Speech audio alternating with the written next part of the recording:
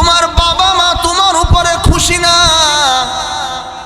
আর তুমি বড় হাজি আর গাজী, বড় পাজি, বড় তাবলিগওয়ালা, বড় পীরওয়ালা, বড় পীরের মুরিদ, কিন্তু তোমার মা বাবা তোমার উপরে খুশি না।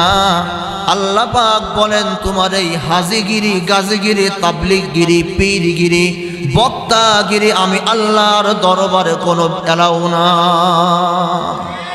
বিশ্বনবী রাহমাতুল্লিল আলামিন জনাবে মুহাম্মদুর রাসূলুল্লাহ সাল্লাল্লাহু আলাইহি ওয়াসাল্লাম বলেন, হুমা জান্নাতুকা হুমা নারুকা, তোমার মা বাবা তোমার জন্য জান্নাত অথবা তোমার জন্য জাহান্নাম।